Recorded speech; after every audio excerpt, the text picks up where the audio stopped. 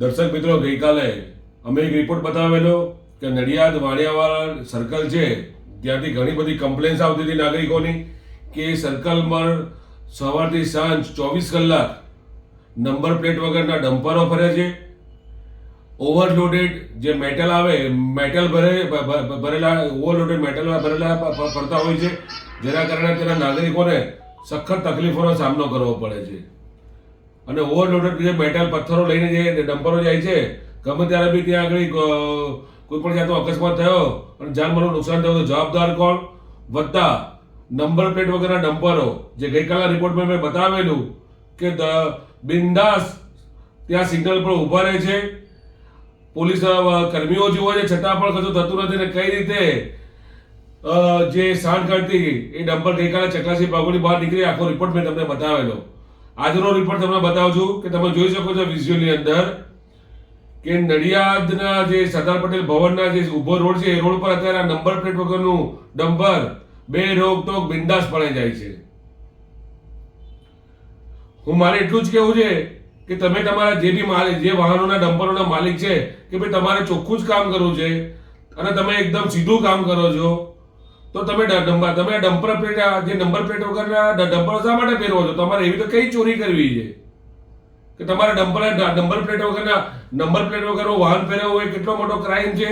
એ તો કદાચ કાયદાની ચોપડીમાં જ હશે, પરંતુ આખા નડિયાદની અંદર નંબર પ્લેટ વગરના વાહનો કેટલા આવા જૂજ. શા માટે આપણે નંબર પ્લેટ વગર ફેરવવું પડે વાહન જ્યારે આપણે કશું ખોટું કરતા હોય ત્યારે? અને મારો એક જ વસ્તુ કેવી છે, એ એટલા માટે વિરોધી છે આ વસ્તુનો કે નડિયાદનો જે રિંગ રોડ છે એ રિંગ રોડમાં ગયા વર્ષ 2023 તમે આંકડો જોઈ લો તો તેની અંદર ઓછામાં ઓછા રોડ અકસ્માતની અંદર 15 થી 20 થી 22 લોકોના મૃત્યુ થયા છે. અને જેટલી જાણકારી મારી પાસે છે અને જે મેં મારા રિસોર્સથી જે ડેટા મેળવેલો છે, જે માહિતી મેળવેલી છે, તેની અંદર 8 થી 9 લોકોના મૃત્યુ ડમ્પરને અડફેટથી થયેલા છે રાતના અંધારામાં કે દિવસે હોય કદાચ. પણ વસ્તુ એવી બને છે કે જ્યારે કોઈ અડફેટમાં જે વ્યક્તિનું મૃત્યુ થતું હોય સ્થળ પર, ત્યારે તેના જે સ્થાનિક નાગરિકો આ ડમ્પરનો પીછો કરતા હોય છે તો એ ડમ્પર એટલું સ્પીડમાં છે કે એને પીછો નથી કરી શકાતો. વધતા એનો નંબર નોંધવો હોય અને પોલીસની કામગીરીમાં મદદરૂપ થવા નંબર આપવો હોય તો એ નંબર આપી શકતા નથી. જેના કારણે આવી કેટલી ફાઇલો, અકસ્માતની ફાઇલો, અજાણ્યું વાહન ટક્કર મારીને ગતું રહેવી, કેટલી ફાઇલો અત્યારે ધૂળ ખાઈ રહી છે પોલીસ સ્ટેશનની અંદર, જેની અંદર કોઈ પણ પ્રકારની કાર્યવાહી થતી નથી.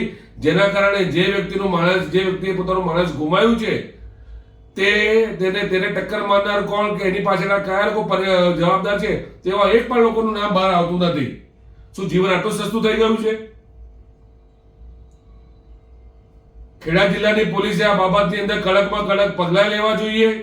ઘણું બધું ખોટું થઈ રહ્યું છે, પણ એનાથી સૌથી મોટું ખોટું હું આ કહું છું કે જે નંબર પ્લેટ વગરના ડમ્પરો જે બેફામ રોડ પર ફરી રહ્યા છે અને જે ટક્કરોના કારણે નાગરિકોના મૃત્યુ થાય છે અને કોઈ તપાસ બી થતી નથી, તો આનાથી મોટું ક્રાઇમ કોઈ નથી.